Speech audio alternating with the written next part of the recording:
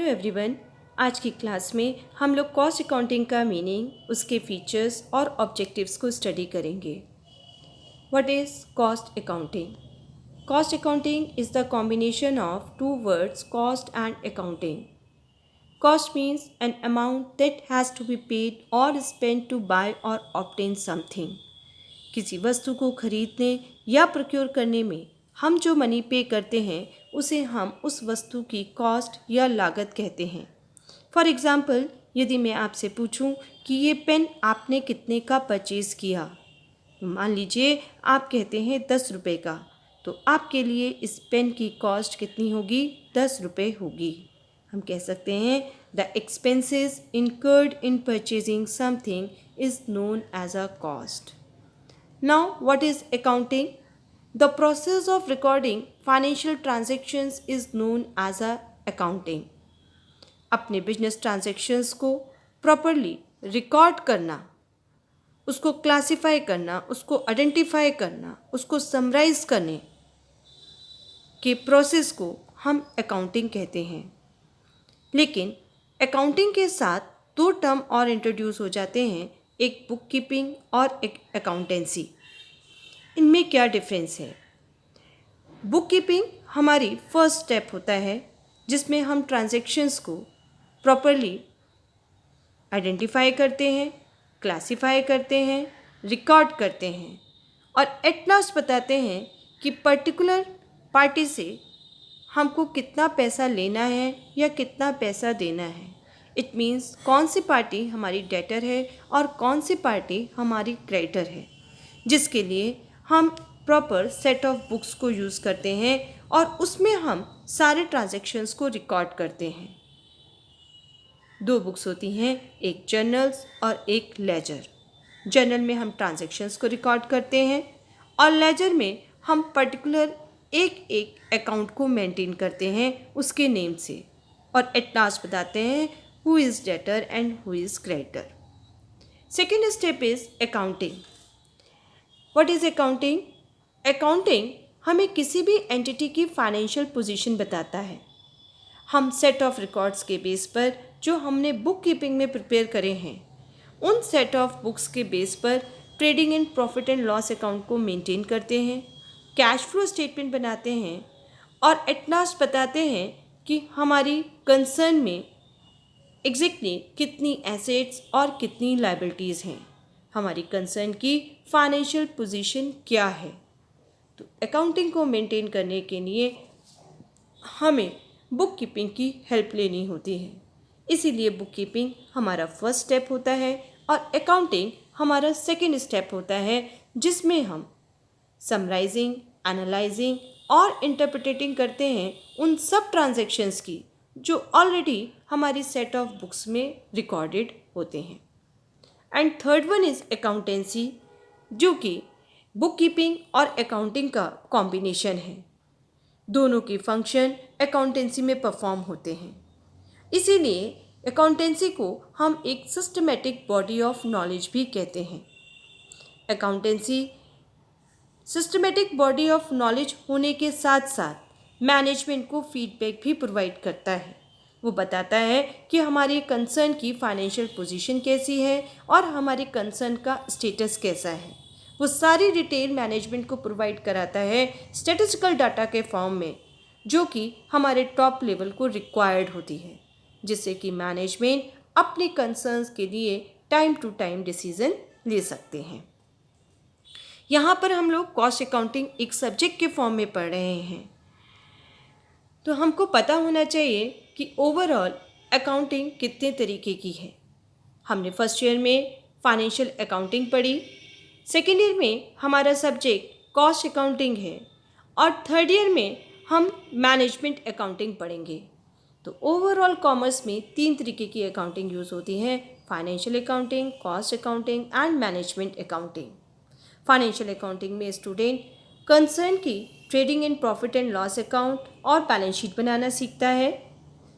Cost accounting में student किसी भी मैन्युफैक्चरिंग कंसर्न में प्रोड्यूस होने वाले प्रोडक्ट की टोटल कॉस्ट और पर यूनिट कॉस्ट को फाइंड आउट करना सीखता है। और मैनेजमेंट अकाउंटिंग के अंदर इन दोनों अकाउंटिंग के बेस पर रिसीव हुई इंफॉर्मेशन से ओनर्स फंड डेब्ट इक्विटी रेशियो को निकालना सीखता है, जो कि कंपनी का मेन वर्क होता है कि उसको बताना है कि उसकी कंपनी, उसकी कंसर्न की प्रोडक्टिविटी, उसकी ग्रोथ के लिए किन की रिक्वायरमेंट है, कैसा उसका सोर्स ऑफ फंड होना चाहिए और कैसे उसको अपने फंड को रेज करना है।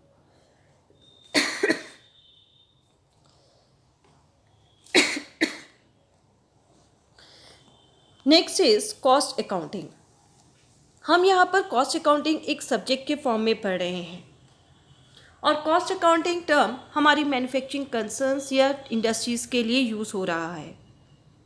इसलिए हमें यहाँ पर कॉस्ट का रिलेशन मैन्युफैक्चरिंग कंसर्न में प्रोड्यूस हुए प्रोडक्ट से लेना है कि एक मैन्युफैक्चरिंग कंसर्न अपने प्रोडक्ट को प्रोड्यूस करने में क्या क्या एक्सपेंसेस करती है, उसे किन किन एक्सपेंसेस को बेयर करना होता है। जैसे किसी प्रोडक्ट को प्रोड्यूस करने के लिए उसे सबसे पहले रॉ मटेरियल परचेज करना होगा, लेबर को एम्प्लॉयड करना होगा जिसको वेजेस के फॉर्म में वो पेमेंट करेगी। इसके अलावा वो कुछ डायरेक्ट और इनडायरेक्ट एक्सपेंसेस करेगी और जो भी उसके खर्चे उस प्रोडक्ट को प्रोड्यूस करने से रिलेटेड हों उन सारे एक्सपेंसेस को वो बेयर करती है और एट लास्ट उसको प्रॉपर फॉर्म में लिखने के बाद बताती है कि मुझे इस प्रोडक्ट को प्रोड्यूस करने में कितनी कॉस्ट आई। तो उस प्रोडक्ट को प्रोड्यूस करने में कितनी कॉस्ट आई उसको फाइंड आउट करना हमारा कॉस्ट अकाउंटिंग का काम होता है। वो उस प्रोडक्शन से रिलेटेड सारे एक्सपेंसेस को प्रॉपरली रिकॉर्ड करती है, आइडेंटिफाई करती है, क्लासिफाई करती है और एट लास्ट बताती है कि टोटल यूनिट्स को प्रोड्यूस करने में उसको कितनी टोटल कॉस्ट आ रही है और कितनी पर यूनिट कॉस्ट आ रही है। यही काम कॉस्ट अकाउंटिंग का होता है कि किसी भी प्रोडक्ट की टोटल कॉस्ट और पर यूनिट कॉस्ट को फाइंड आउट करना और टाइम टू टाइम उसको कंट्रोल करने की टेक्निक्स को अप्लाई करना। तो cost accounting is classifying, recording and appropriate allocation of expenses for determining the cost of products or services for the control and guidance of management. It involves a study of those concepts, tools and techniques which help in ascertaining and analyzing the total cost and per unit cost of the product. Cost accounting वो सारे concept, tools और techniques को अपने में involve करती है जो किसी भी प्रोडक्ट के टोटल कॉस्ट और पर यूनिट कॉस्ट को डिटरमाइन करने में या एनालाइज करने में हमको हेल्प करे। यहाँ पर 3 टर्म हैं, एक कॉस्ट, एक कॉस्टिंग और एक कॉस्ट अकाउंटिंग। तीनों में क्या डिफरेंस है? क्योंकि तीनों ही टर्म हम जनरली कॉस्ट अकाउंटिंग में यूज़ करेंगे। तो सबसे पहले व्हाट इज़ कॉस्ट? कॉस्ट का मीनिंग हमने पढ़ा, the expenses incurred in purchasing और manufacturing is known as cost. वो सारे खर्चे जो किसी भी चीज़ को परचेज या मैन्युफैक्चरिंग करने में होते हैं उसे हम कॉस्ट कहते हैं। Then what is costing? The method and technique to know the cost is called costing. It includes recording of expenses and their classification. वो सारे मेथड्स, वो सारी टेक्निक्स जो कॉस्ट को फाइंड आउट करने के लिए हम यूज़ करते हैं, जिन एक्सपेंसेस को हम जिन हेड्स के अंदर रिकॉर्ड करते हैं, हम एक्सपेंसेस को किस तरीके से क्लासिफाई करते हैं, ऐसा कौन सा मेथड, ऐसी कौन सी टेक्निक यूज़ करते हैं, उन मेथड्स और टेक्निक्स को हम कॉस्टिंग कहते हैं, जो कॉस्ट को फाइंड आउट करने के लिए यूज़ की जाती हैं। And third one is cost accounting. Cost accounting is the technique of applying costing rules and techniques. और कॉस्ट अकाउंटिंग एक ऐसी टेक्निक है जो हमको कॉस्टिंग रूल्स और मेथड्स को अप्लाई करना सिखाती है कि उनको किस तरीके से अप्लाई करना है। Next, origin of cost accounting, कि कॉस्ट अकाउंटिंग कहाँ से इंट्रोड्यूस हुई। 1954 में cost and work accountant act pass हुआ था, जिसमें the institute of cost and works accountant को इंडिया का एक ऑटोनोमस बॉडी के फॉर्म में स्टैब्लिश हुआ। इसका हेड ऑफिस कोलकाता में है और इसका main objective to create able cost accountants in India है कि इंडिया में अच्छे से अच्छे स्किल्ड और योग्य कॉस्ट अकाउंटेंट्स जो हैं वो बने, जिससे यहाँ की मैन्युफैक्चरिंग कंसर्न्स को ठीक से प्रॉपरली गाइडलाइंस दे सकें कि वो जिस प्रोडक्ट को प्रोड्यूस कर रहे हैं उसकी कॉस्ट कितनी आ रही है, उसको कौन कौन से स्टेप्स पर कंट्रोल करना चाहिए, कहाँ कहाँ उन्हें नॉन वैल्यू एडेड आइटम्स को स्टेप्स को एलिमिनेट करना चाहिए। तो इस एक्ट के अकॉर्डिंगली 38 इंडस्ट्रीज़ ऐसी हैं जिन्हें कॉस्ट अकाउंट्स को मेंटेन करना कंपलसरी होता है और उनका ऑडिट कराना भी ज़रूरी होता है। तो कॉस्ट अकाउंटिंग की स्टडी हम किसके अंदर करते हैं? हम the institute of cost and work accountants of India के अंदर स्टूडेंट्स करते हैं। प्रॉपर उसके लिए एक एग्ज़ाम कंडक्ट होता है और बच्चों को कॉस्ट अकाउंटेंट का एक सर्टिफिकेट दिया जाता है जो कि उन्हें बाद में अच्छे अच्छे कंसर्न में एक प्रोफेशन के अकॉर्डिंगली वर्क प्रोवाइड करती हैं। Now what is the nature and characteristics of cost accounting? Number 1 is specialised branch of accounting.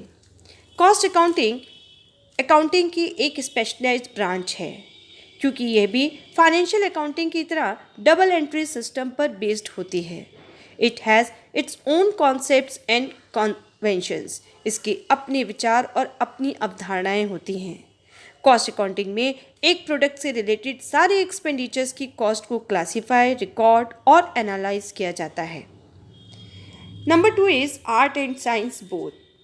Cost accounting एक साइंस है क्योंकि इसके अपने प्रिंसिपल्स और रूल्स होते हैं जिन्हें ये रेगुलर बेसिस पर सिस्टमेटिक मैनर में फॉलो करती है।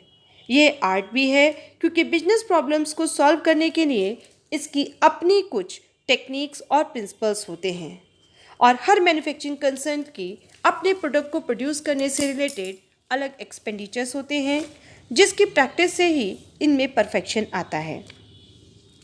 Next is recognised as a profession. Cost accounting एक स्पेशलाइज्ड ब्रांच है, इसलिए इसे हम एक रिकॉग्नाइज्ड प्रोफेशन भी कहते हैं। भारत की institute of cost and work accountant में कॉस्ट अकाउंटेंट को एक प्रोफेशनल असिस्टेंस दी गई है और इसके प्रोफेशनल वर्किंग के लिए रूल्स को फ्रेम किया है जिसके लिए इनके एग्ज़ाम्स को भी कंडक्ट कराया जाता है और एट लास्ट सर्टिफिकेट देकर इनको एज ए प्रोफेशन बड़ी बड़ी मैन्युफैक्चरिंग कंसर्न्स में as a cost accountant appoint किया जाता है। Next is determination of various component of total cost. Cost accounting किसी प्रोडक्ट से रिलेटेड एक्सपेंडिचर को क्लासीफाई, रिकॉर्ड और एनालाइज करके उसकी टोटल कॉस्ट और पर यूनिट कॉस्ट को फाइंड आउट करती है और ये भी बताती है कि कितना वर्क कंप्लीट हो गया और कितना इनकम्प्लीट है, किस स्टेप पर हमारे मैनेजमेंट को कंट्रोल की रिक्वायरमेंट है। इन्होंने सारे एक्सपेंसेस को मोटे तौर पर 3 पार्ट्स में बांटा है: material, labour and overheads. Next is application of statistical data of computing profit and loss. Cost accounting के मेथड्स और टेक्निक्स को यूज़ करने से कंसर्न को पता चलता है कि उसको कितना प्रॉफिट और लॉस हो रहा है क्योंकि यह data cost sheet, cost statement, various cost के फॉर्म में प्रेजेंट होता है। ये इंफॉर्मेशन ये अपने मैनेजमेंट को प्रोवाइड करता है। तो नेक्स्ट है हेल्पफुल टू मैनेजमेंट। तो सारी इन्फॉर्मेशन जो वो कॉस्ट शीट, कॉस्ट स्टेटमेंट या वेरियस कॉस्ट अकाउंट्स के थ्रू अवेलेबल करता है वो सारी की सारी इन्फॉर्मेशन वो अपने मैनेजमेंट को प्रोवाइड करता है जिससे टॉप लेवल अपने एक्सपेंडिचर को प्रॉपर कंट्रोल करने के लिए इम्पॉर्टेंट स्टेप्स लेते हैं और डिसीजन लेते हैं। तो these are the characteristics of cost accounting. Next is objectives of cost accounting. Number 1 is cost determination.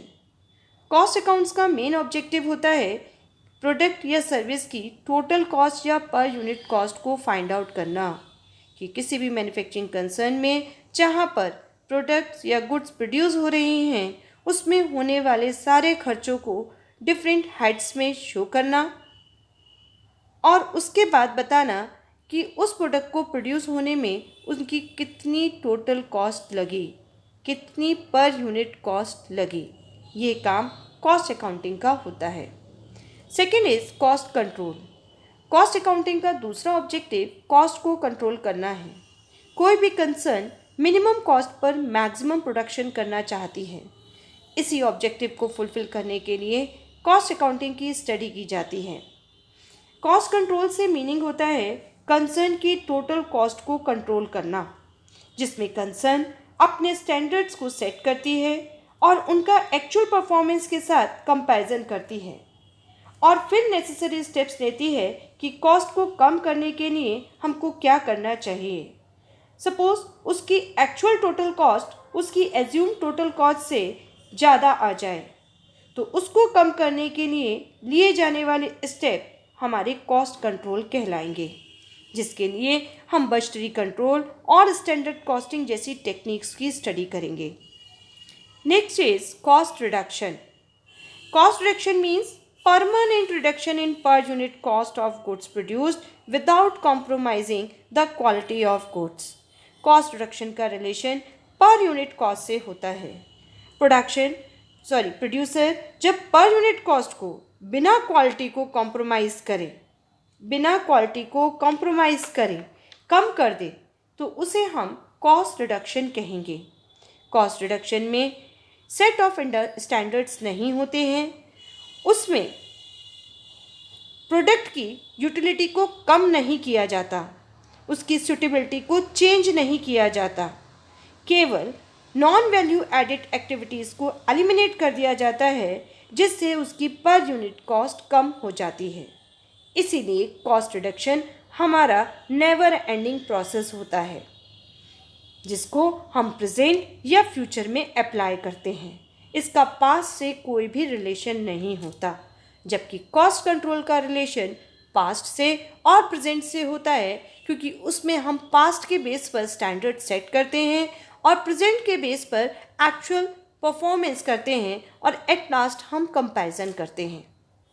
तो कॉस्ट कंट्रोल हमारी टोटल कॉस्ट को कम करने के लिए करा जाता है और कॉस्ट रिडक्शन का रिलेशन पर यूनिट कॉस्ट को रिड्यूस करने से होता है, जिसमें नॉन वैल्यू एडेड एक्टिविटीज़ को हम एलिमिनेट करते हैं, जिससे कि हमारी उसकी क्वालिटी पर, उसकी सूटेबिलिटी पर, उसकी यूटिलिटी पर कोई भी इफ़ेक्ट ना आए। Next is guidance to management. Whatever information we receive from cost accounts, it always give guidance to the management or top level for their decisions. Determination of selling price. One of the objective of cost accounting is to fix the reasonable sale price so that the competition may be faced and profit may be earned. Cost accounting का एक important objective produce हुए product की selling price को determine करना भी है। Cost accountants किसी भी मैन्युफैक्चरिंग कंसर्न में प्रोड्यूस हुए प्रोडक्ट की टोटल कॉस्ट और पर यूनिट कॉस्ट तो बताते ही हैं, लेकिन उसके साथ में ये भी बताते हैं कि उसके अंदर कितना परसेंटेज प्रॉफिट ऐड करा जाए, जिससे हमको पता चल सके कि मार्केट में हम उस प्रोडक्ट को कितने रेट पर सेल करेंगे, जो कि मार्केट के चैलेंजेस को भी फेस करता हुआ हो, मार्केट में उसके सिमिलर प्रोडक्ट के कंपटीशन को भी कॉम्पिटिट कर सके। तो ये काम किसका होता है? कॉस्ट अकाउंटिंग का होता है। पर यूनिट कॉस्ट के साथ साथ सेलिंग प्राइस को भी डिटरमाइन करना कि कितना परसेंटेज प्रॉफिट उसमें ऐड करना है और मार्केट के कंपटीशन के अकॉर्डिंगली कितने रेट में आपने अपना प्रोडक्ट सेल करना है। Next is compliance to statutory requirements. Company act के अकॉर्डिंगली सेंट्रल गवर्नमेंट ने कुछ मैन्युफैक्चरिंग कंसर्न्स में कॉस्ट अकाउंट्स को मेंटेन करना कंपलसरी कर दिया है। वो कंसर्न्स एक्ट के अकॉर्डिंगली अपने यहाँ कॉस्ट अकाउंटिंग को मेंटेन करती हैं और उसकी ऑडिटिंग कराती हैं। तो कॉस्ट अकाउंटिंग का ऑब्जेक्टिव है कि अपनी स्टैट्यूटरी रिक्वायरमेंट्स को फुलफिल करना। जिन कंसर्न्स के लिए ऐसी फिक्सेशन है कि आपको कॉस्ट अकाउंट्स को मेंटेन करना ही करना है, तो ऐसी मैन्युफैक्चरिंग कंसर्न्स को कॉस्ट अकाउंटिंग के ऑब्जेक्टिव्स को फुलफिल करना चाहिए और कॉस्ट अकाउंट्स को मेंटेन करना चाहिए।